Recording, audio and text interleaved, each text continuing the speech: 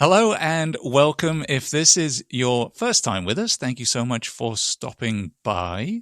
You are listening to Choose to Endure, the show dedicated to the non-elite runners, where we share stories, interviews, gear, and training tips specific to the tail-end heroes of the ultra universe. My name's Richard Gleave. I have been running ultras now since 2017 or so. I have taken on and finished numerous ultras all the way up through 220 miles, and I am unashamedly a member of the back of the pack, just like many of you out there. Now today, I have another interview for you. We are joined by the amazing Joni Watkins. Joni is a seasoned ultra runner living in the pretty stunning San Juan Mountains of Colorado. She has summited over 65 peaks above 13,000 feet, which is pretty insane in of itself, and completed more than 55 marathons and ultramarathons. Despite her love for mountain trails, Joni has a surprising passion for flat, fixed-time races, including her recent milestone at the 2024 Across the Years 6-day event. A dedicated member of the running community, she's known for volunteering at the Hard Rock 100 and supporting a whole host of fellow runners out there. Joni's story and her incredible journey to 200 miles for the very first time at Across the Years is one you are not going to want to miss. And we're going to be back to hear all about it right after this. Discover raw, inspiring stories from runners who've been right where you are. This is the Choose to Endure Ultra Running Podcast with your host. He's English, not Australian. Richard Gleave. All right, Joni, welcome to the show. Lovely to have you on. Hey, thanks, Richard. It's great to see you. It's been a long time. Yeah, it's been a while. How's the recovery after the 200 miles? Oh, it's going. I'm going a little stir crazy over here, but, 200 miles is one of those distances that you should probably respect and give your body a break after. So, yeah, just doing my best to rest and recuperate as I can. Absolutely. Now, you had a great Facebook post, I think, maybe right after you had finished this race. And in it, you sort of teased a little bit about your journey prior to Across the Years and a little bit of background on you getting there. But I think we should start for any listener unfamiliar with that particular race. Can you kick off by just helping us kind of understand a little bit about Across the Years as an event? Sort of what is the race format? What and where is it? The atmosphere for that event. So what are we talking about here? Yeah, it's actually one of the oldest ultra marathons in the country. I believe it goes back to the 80s. But it's basically a fixed time event. They've diversified it a lot, but you can do everything from 6 hours to 6 days. They also do have a couple set distance races. And it's in the middle of the city, so for better, for worse. And you just do loops. Originally, when I first started doing the race, the loop was pretty close to 1 mile. In the past couple years, they've changed up their venue a little bit, and the loop has been a little bit longer. But it's basically, the race is the ultimate celebration of pedestrianism.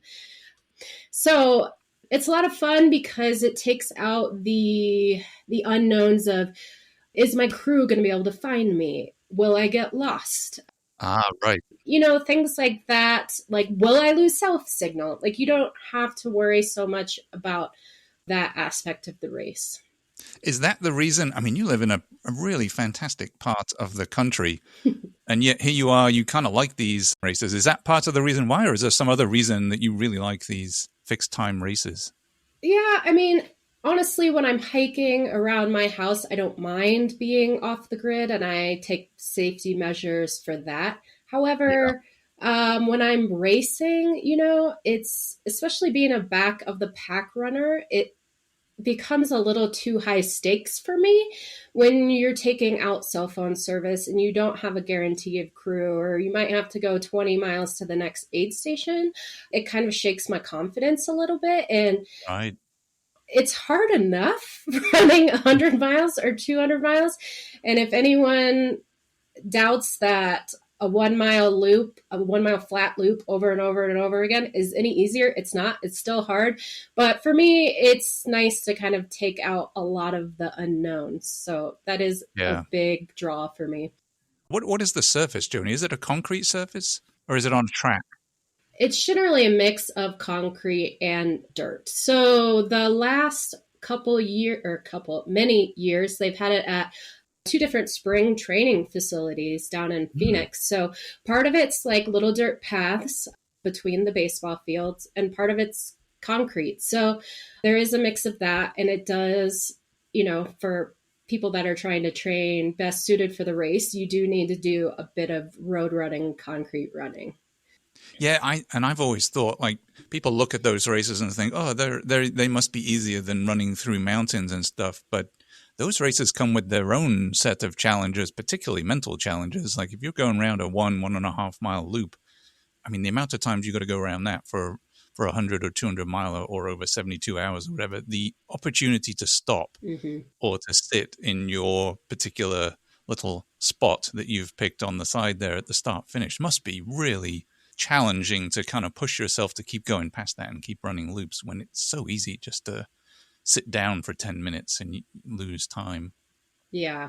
And that's another part of the draw for me. I like the mental aspect of that because I do think that is where a lot of us back of the pack runners have to pick up the slack a little bit, right? Like we're not these incredible gifted athletes. I mean, but you can really get your mental game in there and be slow and steady, and just knock out the miles. So yeah, it's definitely its own type of challenge, but I kind of like it that way. Yeah, it's very cool and very different. I love the different styles of racing in ultra running, and this is one that's pretty unique, I think. Now, Joni, what initially drew you to Across the Years, and then how did you get to the challenge of the 6-day event? Because I don't think you've done that one before. Yeah, I mean, I had dabbled in fixed time races before, but specifically I was looking to do my first 100-mile race. This was back in 2017.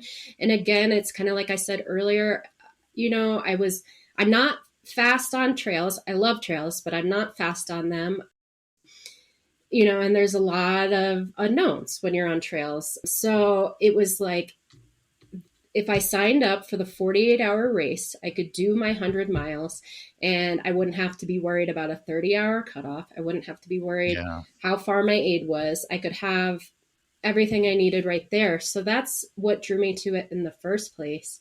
And I went and I did my first 100-miler, and it took me a little bit over 30 hours, but it gave me the confidence I needed to then later do a more traditional 100-miler, under 30 hours. Yeah. And then I had a couple friends that went with me that year, and you start meeting people, and then you go the next year and you see those same people. So it kind of hooked me, So I've been almost every year since then, except for a couple of the COVID years, but it's just a fantastic race. Excellent. Yeah, I really can't say enough about how amazing it is, especially if you're toying with like a new distance goal or, you lack maybe a little bit of confidence to reach those goals. I think that's where that style of racing really comes into its own. Just giving you the time, like you said, without the cutoffs to make your own way to a new distance. I think that's fantastic. Now, in your post you made online, you mentioned that you'd been, for this year, maybe training at a calorie deficit, which I think is pretty uncommon for many runners. How did you balance that while you were prepping for such a big multi-day ultra? Yeah, it was one of those things where I needed to make losing a few pounds a priority, according to the BMI scales, which I know a lot of people cringe about. I was obese, it had been a tough few years from COVID, and it was just hard to get that under control. And then, As a 40-year-old woman staring down menopause, I knew it wasn't going to get any easier. So I really needed to get my weight in check. And that was my number one goal for the year, was to lose weight. All of my other race goals were kind of, let's see what happens. But really it was, if I wasn't feeling super energetic, I would walk instead of run. If I was having a good day where I felt energized, then, I would do a little tempo run. It was really a test of listening to my body and not pushing myself into overtraining. And I think the key for that was really dialing back the intensity, which for back of the pack, it's fine to just get time on your feet, in my opinion. Absolutely, because we're going to be out there a lot longer than most people anyway. So I think just getting the time in is great. Now, I think you had, if I recall, you had a couple of 50Ks earlier in the year. How did those go? Did you use those to make adjustments when you were going into across the years? Yeah. Well, the first 50K I did behind the rocks in Moab. Oh, beautiful. It was beautiful, but I was dizzy the entire time. And basically I knew at the halfway point that I just needed to call it, because it's not worth it, especially when you're out there in the middle of nowhere. I don't want to put myself in danger or make it any harder for the race staff or anything like that. So I called that halfway. So that was, obviously a little bit of a confidence drain, but it happens. And then, so the second 50K I did was also a fixed time race, and that was down in New Mexico. And I had really hoped to do like 80 miles, but, it was slow going, and I had a friend hurt herself. So I stopped to help her, and I was fine with calling it then. And I felt pretty good, but I also was like, okay, this is, walking a 50K, I've done it, but it takes a while. So it can be a little disheartening when you're out there. And then the third one I did, I was also hoping for maybe like 100K, but it ended up being in the 90s, the temperatures, and there was no shade. So I actually did end up walking the whole 50K that time. So, it's hard to like poo-poo on that, because it's still a lot of miles, but when you're hoping to get back in the 100 mile plus distances, it can be a little jarring to your confidence. So, hey, yeah, they all count. I kind of went after that one in August. I was like, well, I'm just going to try to focus on 100 miles at across the years. I would love to get like 101 miles, because that would be a distance PR for me. Mm-hmm. Yeah, so that's really kind of how those affected me. I mean, it was really kind of, they threw me off a little bit, but I just, like I said, I just kind of tried to keep meeting myself where I was and not be too hard on myself. So how did you get from there, mentally speaking, to, right, across the years, I'm going 200 miles? You've been struggling with the 50Ks almost all year. What was the trigger for you to even think about 200 miles at across the years? Or did you even know going in that that's what you were going to go for? Yeah, I did. It was kind of a last minute decision on the 200 miles. It's like after that last 50K, temperatures started dropping a little bit, and I had lost about 30 pounds by that point. So I was able to move faster, which was feeling better. So my training started to feel a lot better, and I was hitting times and goals that I had several years ago when I was maybe at the peak of my back of the packness. So I was feeling very optimistic, and it was about 3 weeks before across the years. I knew I was going to do 72 hours and just try for 100 miles. Right. And I had just the best long run. Like everything felt great. My pacing was like even and perfect the whole time. I felt like I could keep going forever. It was just like, oh my gosh, I hadn't had a run like that in years, Awesome. So I talked to my friends, Lori and Chris, who were going, and they were like, I was like, I think I want to sign up for the 6-day. And they were like, well, if you don't do it, you're going to regret it. Just go for it and try it. And, I told them, I'm like, I feel like if I do the 6-day, I have to do 200 miles though, because 100 miles in 6 days is still tough, but I think it's a little easier than what I was going for. And they were like, no, you don't have to do that. Don't put that pressure on yourself. But of course, once it was in my head, it was in my head, Now you've got it. Yeah. So, I made that pivot like three weeks before the race. So, oh, wow, that's really close to shift that goal. But I love it that you came off like it was just based on this amazing run that you had. I think that's really cool. And you just go for it. I like it. Now, we talked about the 1.4 mile loop course. How did you mentally approach that? Because you've done this race before, so presumably you had some ideas going in about what this was going to be like. Yeah, I think for me, honestly, it's kind of just getting as many mental distractions lined up for yourself as you can, Right. Download 5 audiobooks, download podcasts. It helps to, honestly, the biggest thing is knowing people out there or making a friend, because there's times when you get bored, but just meeting someone and talking to them and walking with them is such a mood boost. So honestly, that was kind of like strangely a goal of mine and my friends this year, was to just make as many friends as possible, which I know like it sounds silly, but people that do ultras a lot get it.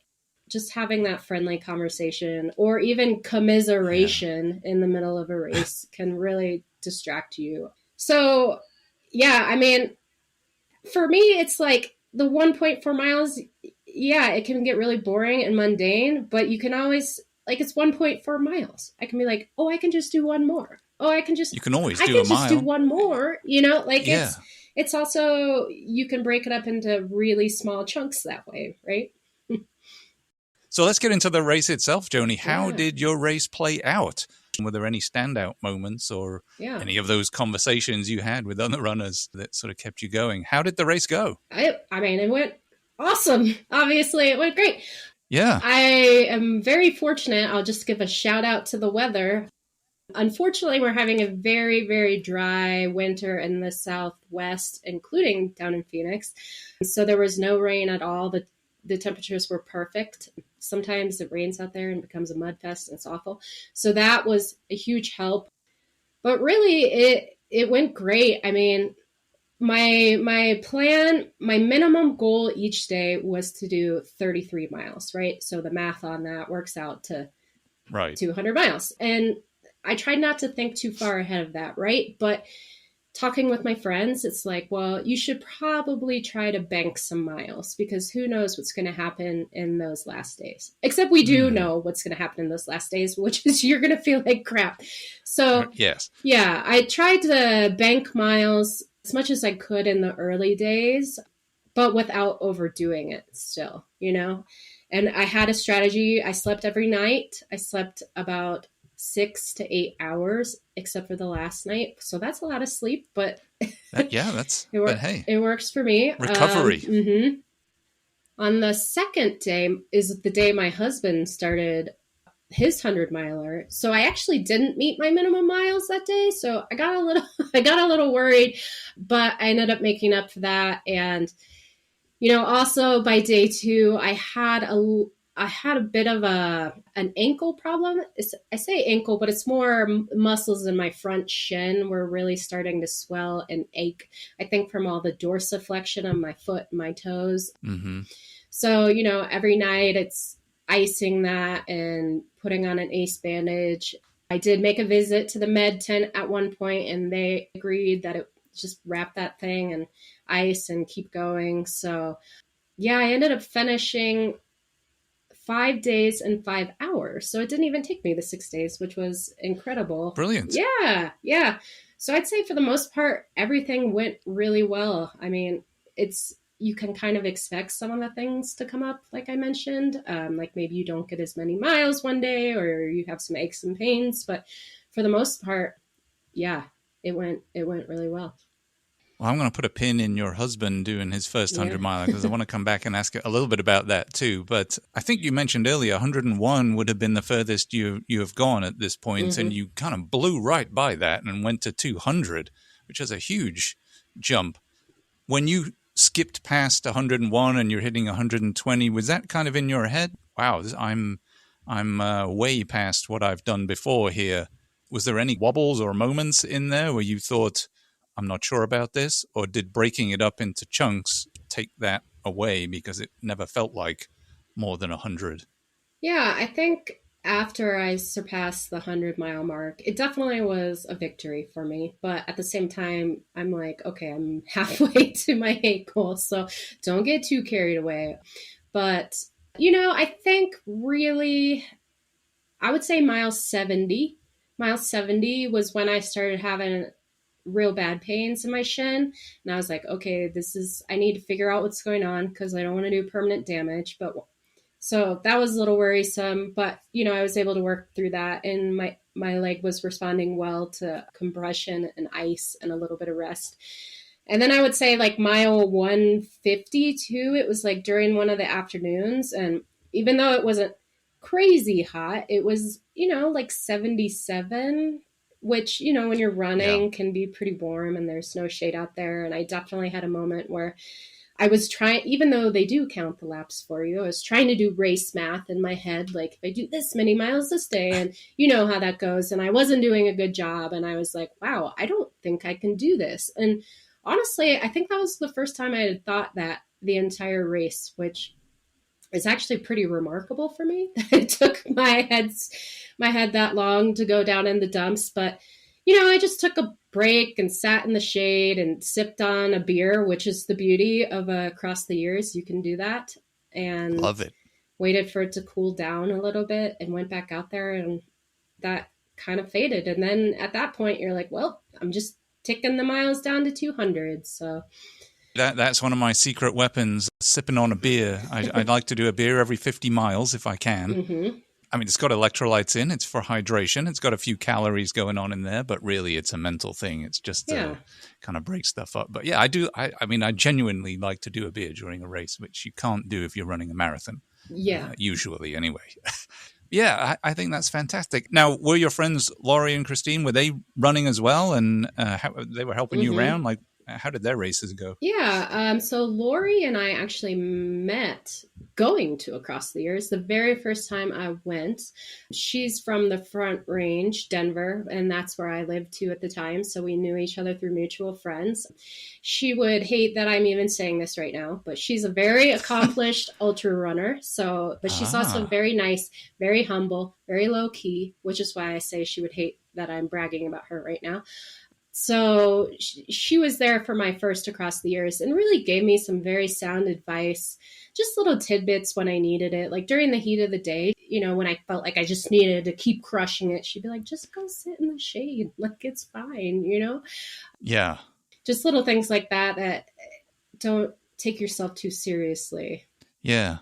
Sometimes it's nice to have that permission just to go do it. Yeah. You feel like you should be out there doing this stuff, and it's nice to have the better runners out there be like, no, you know what, it's perfectly okay to go sit down for a while in the shade. Right. So she's been out there every year with me. So she's just been a lot of fun, and we've become close friends that way. And then Christine, or Chris, we actually met at going to a different fixed time race several years ago, and yeah, she's also a very gifted runner, very good runner. So she was going for 300 miles. So she was really crushing it out there. And Lori got 170 miles in 3 days, which was awesome. I think she got third female. But for her, that was awesome.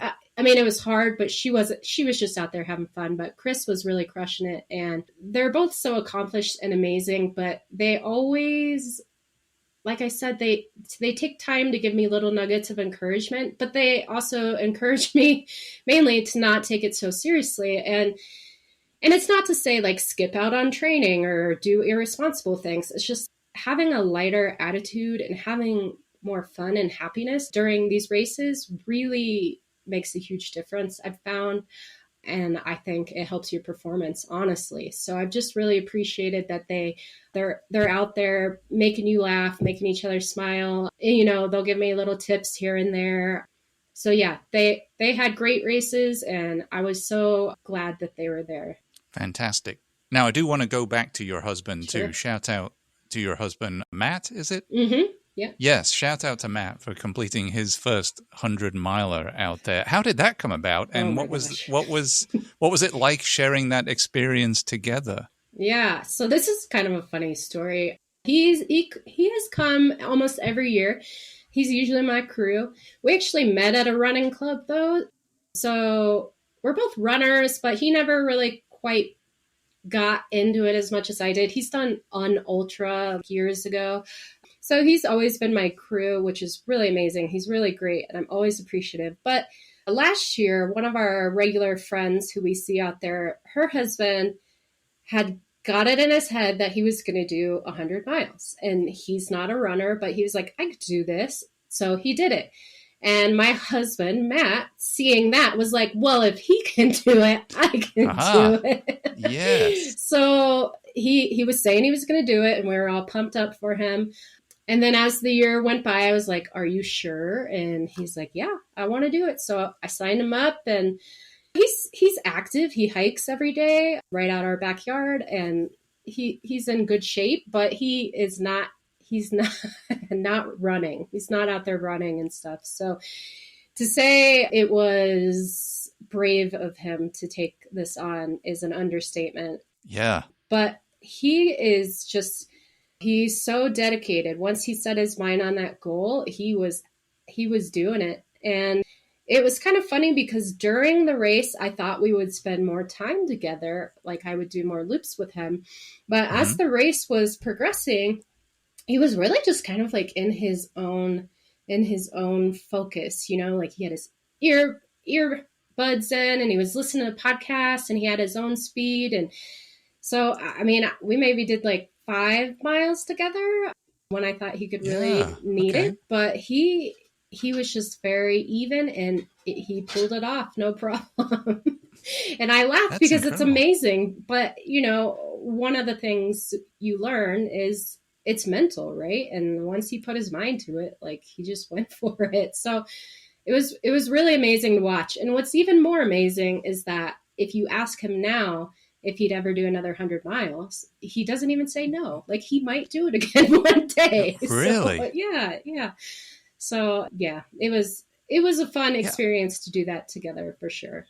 Yeah, I think that's really interesting, and you talk about the mental side of it being the key to achieving that. Just going from nothing to 100 miles because you want to do it, I think is just insane. So massive kudos to Matt. Maybe he needs to come on the show too and explain his whole, like how on earth he made that choice. But wow, what a great effort! Congratulations, Matt, on getting your first 100 in addition.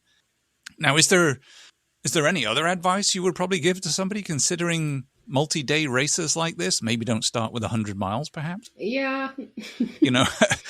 How should people approach these multi-day races? You've obviously done quite a few of these now and across the years, and maybe other ones too. What is an approach that you think would lead to success for others, especially back of the pack folks? Sure. And I will say, Matt, even though he's not a runner, he has been a lifelong athlete. So, that wasn't like totally, I mean, it makes sense, but yeah, it was a little crazy. Anyways, I'm saying it's not advisable to run 100 miles on no training. Yeah. So, I mean, honestly, I wish more people would do these multi-day races because I know a lot of people question, can I do a 50K? Can I do a 50 miler? Mm-hmm. Can I do a 100 miler? And it just, for me, taking the pressure of time out of the equation is just, it's so much different. And it's a totally different race out there. And, if you're thinking about doing one, they're all over the country. People do them everywhere. Start small. If you're trying to go for 50K, maybe sign up for 24 hours. That's doable, If you're trying to do 100 miles, maybe do 48 hours. So the best thing to do is to give yourself a lot of grace and a lot of room when you're picking this race. And then as far as training, I mean, you really are looking at maximum time on feet. And for me, a lot of that is low intensity. So a lot of walking, because I don't want to hurt myself if I'm doing high mileage. And back to back, try to do 16 miles one day and 10 miles the next day, because if you're doing a 48-hour race, you're you're gonna you're gonna want to get multiple days in. And and I would say maybe practice going out for your morning run, maybe taking a nap, and then going out and doing some more miles after, whether it's walking or running, trying to recoup. And from sleep can be hard for people. I know a lot of people, once they decide to go to sleep in a race, it's over for them, but it doesn't have to be at all. And I find for me, incorporating a little bit of sleep does wonders for recovery in races like that. So yeah, I think those are my broad tips. From a sleep perspective, how did that work for you at across the years? And have you refined your strategy over the years that you've been doing this? Did you guys sleep? Like, where did you guys sleep? In the car or on the on the side of the trail? Yeah. Like, how did you plan for that? Yeah. The first year I went, you can rent a tent, and we had a tent and a cot that we would try to nap on. And I have to tell you, that was awful. Oh, really? Mainly because it was cold. But some people would say maybe that's not awful because it encourages you to not sleep too hard. But for me, it was not good. So you can actually bring campers to this event. So there's a whole section of the course where everyone brings their travel trailers or their campers. Oh. So we had our camper there. So Right. I could actually lie down on a really nice queen bed every night, which again, like some people are like, what, how do you do that? Like I would never be able to get back up. But for me, it's like, I can't stay down because I lay there and I'm like, oh, I gotta go do miles, Yeah, I gotta get out there. So that is huge for me. If you can find a race where you can make your sleep as comfortable as possible, that would be great. I would not recommend going to a hotel because once you leave the premises, that's hard to get back out there. And then for napping, sometimes we would just use those zero gravity chairs. I'm sure you've seen them around. Those things are incredible. Very comfy. So yeah, that's a good happy medium between sleeping in a bed and sleeping on the ground. I would recommend those things because they're great. Now, I think you said you slept 6 to 8 hours each night, maybe, or close to. Yeah. Was that a plan going in? This is what I'm going to do, or that's just how it played out? It's kind of how it played out. The last night, I didn't sleep very much because I wanted to get out there and hammer it down. The first night, I just knew, I knew I had plenty of days left, so the 8 hours was probably a bit much, but it felt great, so I went with it. Hey, yeah. And every night after that, I was a little weary that maybe I would sleep too long, so I just set an alarm. But yeah, it was kind of playing it by ear with that. I was going to add too that I think for these looped races, these fixed time loop races, those to me are easier to train for perhaps. Because most of us can find a mile loop around our neighborhood, and typically they're not on technical terrain. So I think, you could set yourself up in your garage or somewhere close with a little table or something and just kind of do loops, go in for a break and do something else and come back and do some more 1 mile loops around your neighborhood or wherever. Mm-hmm. I just feel like, from a training perspective, most of us can figure out a way to train for those races where, if you're going up into the Colorado mountains on technical terrain, you really need some specific training or experience to help you out with that. That's much more difficult to train for when you, like me, if you live in a flat place like Houston, that's a challenge to try to train for a mountain race like that. So I think one of the other appeals of this race for the large majority, especially us in the back of the pack, is that I feel like it's less complicated to train for. We can all figure out a 1 mile loop and work from there. Absolutely. And I am the type of person where I don't love those vests. I wear them for hiking and stuff, but they tend to give me tension in my neck. So for training for this race, there's a loop downtown and I just leave my water bottle on my car and go do that loop and grab a snack, grab my water as I can. So yeah, it's kind of like a no-brainer. Absolutely. So, Joni, what's next for you? What have you got dreamed up for 2025? Where can we find you guys? Maybe even Matt. Who knows? What do you guys got lined up? Oh, my friends talked me into Leona Divide 50K in April. So once I get healed up here, I need to start climbing, which I don't love the mountain races, but I do them because it pushes me out of my comfort zone, and it's something a little different. So, but in terms of big goals, I'm just not sure. I'm going to see where this year takes me and see where my training goes. I like training, so I'll keep doing that and then kind of eyeball some races and maybe sign up to them closer to then. Yeah, I'm a big fan of consistency in training and just being ready to jump into anything really, just keep that base level going. And it's amazing what you can do with just a small amount of training if you're consistent with it. Absolutely. Now, one of the things, Joni, we do on the podcast here is encourage guests to choose a song to add to the free Spotify Choose to Endure playlist, usually something family friendly to lift you up, motivate, or just keep you moving while you're out on the trail. Now, you picked a pretty interesting song. Do you want to tell us which one you chose and maybe why it resonated with you? Yeah, I picked Glorious by Macklemore. I actually don't listen to Macklemore that much, except for when I'm running. But this song specifically focuses on, the first lyric is, I'm back, but I never left.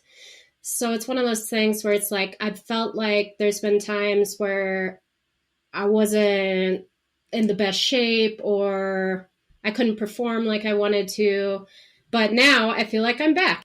It's kind of corny, but the whole song kind of talks about that. And it talks about what matters in life is the legacy you leave. The lyrics are that he feels glorious. So it's just one of those things where I listen to it when I'm running. It's hard not to feel the same. Yeah, fabulous song. I did give it a listen. So folks, if you haven't heard Glorious by Macklemore yet, definitely go out and check it out on, wherever you get music. I'm sure it's available on any of the main players. We will get that added here to the playlist on Spotify so that folks out there can enjoy the song as much as you do. Joni, thank you so much again for joining us and sharing today.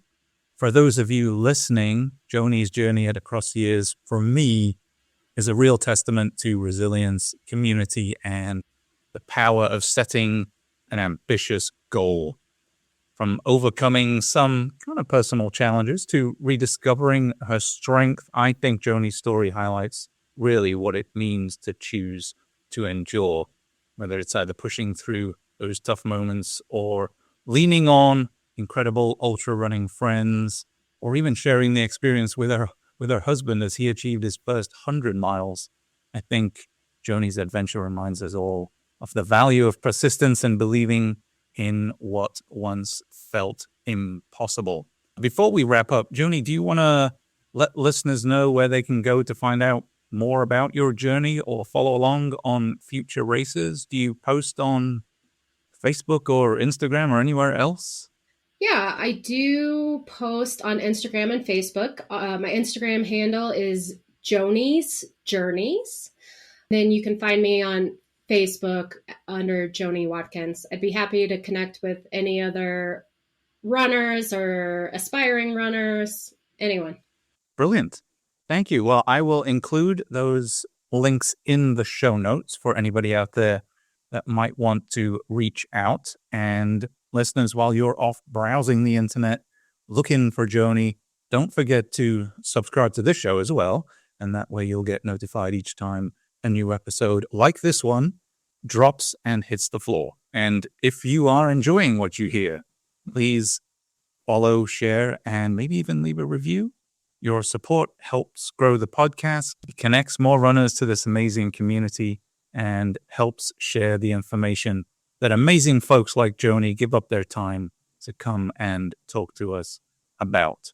You can find us on Instagram and Facebook as well, and YouTube podcasts, all at Choose to Endure, or visit us anytime at choosetoendure.com. I love to hear from you guys, whether that's just saying hello, suggesting a topic, or sharing your story. You can email me directly at info@choosetoendure.com as well. interacting with listeners like you guys is one of my favorite parts of doing the show, and I really look forward to hearing from all of you. So until next time, make sure you run long, run strong like Joni, and keep choosing to endure.